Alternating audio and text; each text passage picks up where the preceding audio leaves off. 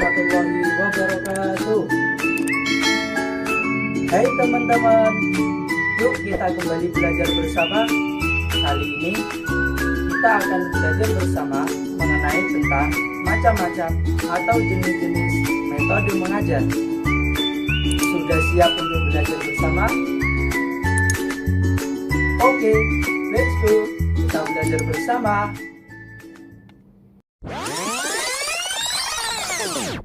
Baik, sebelum kita belajar mengenai macam-macam atau jenis-jenis metode mengajar, kita perlu mengetahui apa sih definisi dari mengajar dan definisi dari metode mengajar itu. Yang pertama, mengajar. Mengajar yaitu kegiatan menghadirkan suatu lingkungan yang kondusif untuk dilakukannya proses belajar. Jadi, lingkungan yang kondusif merupakan suatu sistem yang terdiri dari komponen-komponen yang saling berkaitan, yaitu tujuan yang hendak dicapai, bahan yang diajarkan, serta interaksi antara guru dan siswa, serta sarana untuk menunjang kegiatan tersebut. Tujuan yang hendak dicapai di sini yaitu berupa pengetahuan dan keterampilan. Untuk mencapai tujuan belajar mengajar, dibutuhkan strategi belajar mengajar yang dapat mencapai tujuan belajar mengajar yang efektif dan efisien. Yang selanjutnya yaitu definisi dari metode mengajar. Metode mengajar merupakan salah satu seperangkat strategi belajar mengajar yang dapat digunakan untuk mencapai tujuan belajar mengajar. Metode mengajar yakni alat atau cara yang dapat digunakan sebagai strategi dalam belajar mengajar. Oh iya, setelah kita mengetahui definisi dari mengajar dan metode mengajar, dan sebelum kita lanjut ke materi macam-macam atau jenis-jenis metode mengajar, kita akan sedikit membahas mengenai pemilihan dan penentuan metode mengajar. Metode mengajar harus sejalan dengan tujuan yang hendak dicapai. Jadi, sama halnya metode mengajar harus tunduk pada tujuan.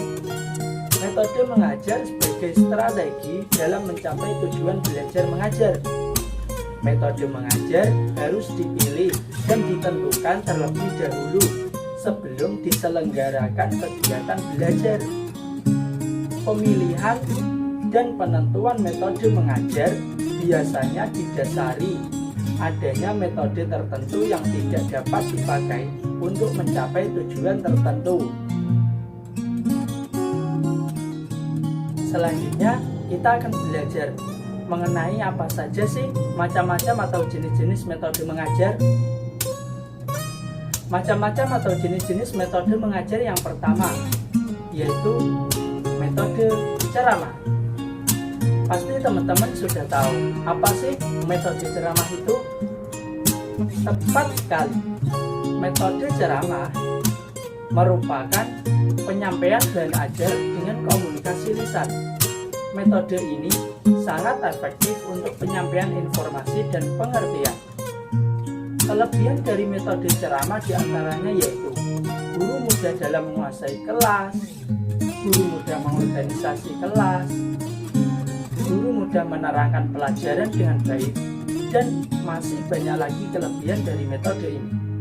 Sedangkan kekurangan dari metode ceramah diantaranya yaitu membosankan dalam jangka waktu yang relatif lama, sulit untuk menyimpulkan apakah siswa sudah memahami materi ataukah belum memahami materi yang telah disampaikan.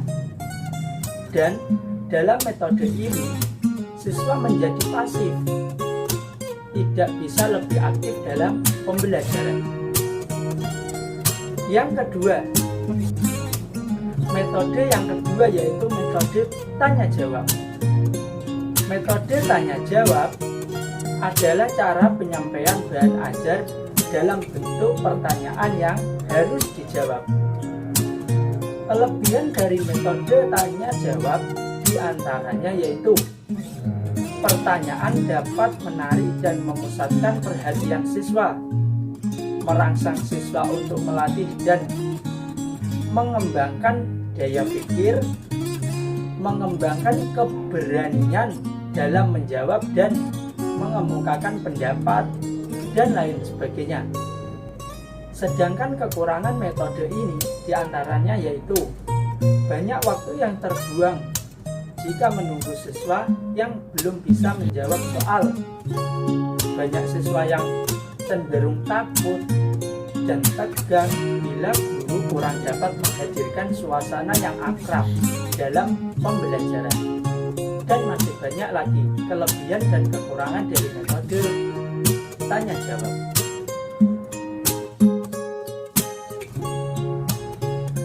Yang ketiga adalah metode eksperimen.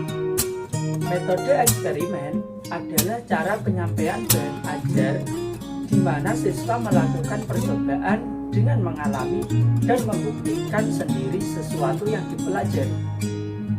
Kelebihan dari metode ini diantaranya membuat siswa lebih percaya atas kebenaran atau kesimpulan berdasarkan percobaan, membina siswa untuk membuat terobosan yang bermanfaat bagi kehidupan, dan lain sebagainya.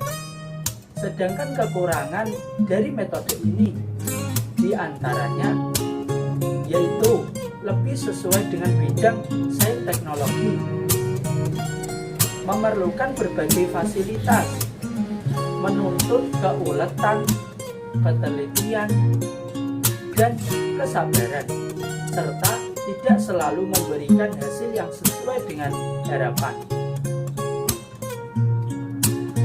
Metode yang selanjutnya yaitu metode yang keempat, yakni metode resitasi. Apa sih metode resitasi itu? Metode resitasi yaitu pemberian tugas, metode penyampaian bahan ajar di mana guru memberikan tugas tertentu agar siswa melakukan kegiatan belajar. Kelebihan dari metode resitasi diantaranya yaitu dapat mengembangkan kemandirian siswa, membina tanggung jawab dan disiplin, mengembangkan kreativitas, dan lain sebagainya. Sedangkan kekurangan dari metode resitasi diantaranya yaitu siswa sulit dikontrol.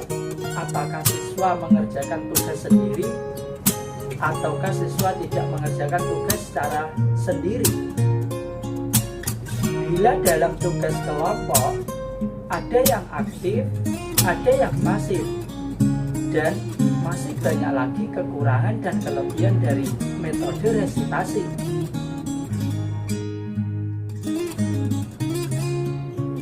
Yang kelima yaitu metode diskusi. Metode diskusi adalah cara penyampaian bahan ajar di mana siswa dihadapkan pada suatu masalah atau problem yang kemudian harus dibahas dan dipecahkan secara bersama-sama. Kelebihan dari metode diskusi diantaranya yaitu merangsang keaktifan siswa, mengembangkan sikap menghargai pendapat orang lain, serta membiasakan musyawarah, dan lain sebagainya. Sedangkan kekurangan dari metode diskusi diantaranya yaitu pembicaraan terkadang menyimpang sehingga butuh waktu yang lama. Peserta dapat informasi yang terbatas. Diskusi lebih dominan dilakukan oleh orang yang suka berbicara. Dan masih banyak lagi kekurangan dan kelebihan dari metode diskusi. Yang keenam yakni metode demonstrasi. Metode demonstrasi merupakan metode penyampaian bahan ajar dengan mempergunakan atau mempertunjukkan kepada siswa suatu proses, situasi, atau benda tertentu yang sedang dipelajari, baik secara asli ataupun dengan bahan tiruan disertai penjelasan dengan lisan.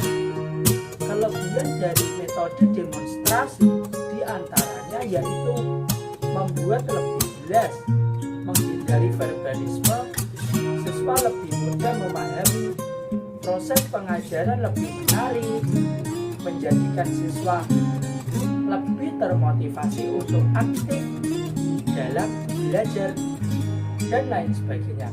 Sedangkan kekurangan atau kelemahan metode demonstrasi diantaranya yaitu memerlukan keterampilan guru yang secara khusus atau lebih, fasilitas tidak selalu ada dengan baik, memerlukan kesiapan dan perencanaan yang baik dan matang, dan lain sebagainya.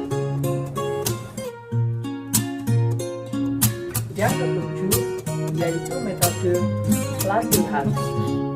Metode latihan adalah suatu cara mengajar untuk menanamkan kebiasaan-kebiasaan tertentu.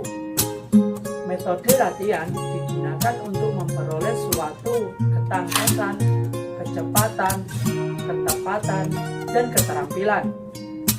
Metode ini kelebihannya diantaranya yaitu untuk memperoleh kecakapan motoris seperti membuat kalimat, membuat alat-alat, menggunakan alat-alat, dan lain-lain.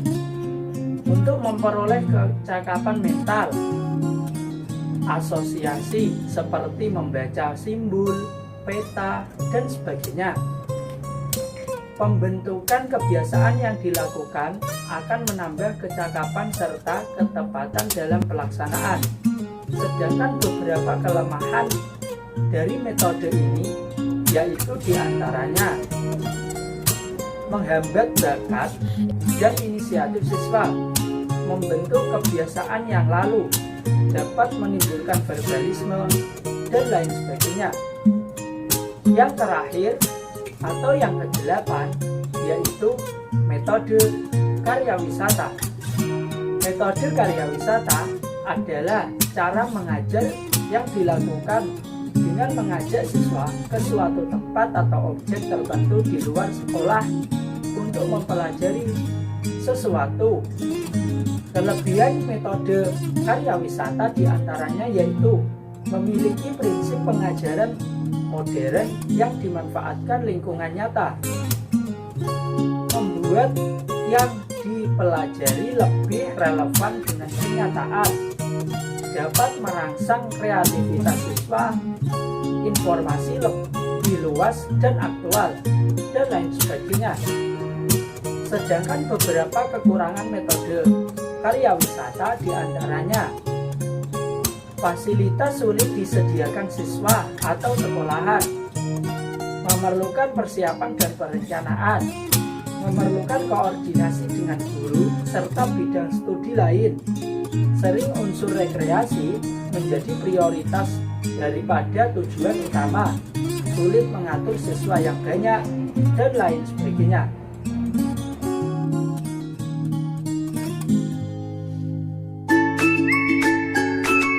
Nah, itulah sedikit materi mengenai macam-macam atau jenis-jenis metode mengajar yang bisa saya sampaikan. Semoga materi yang saya sampaikan bermanfaat. Kurang lebihnya mohon maaf.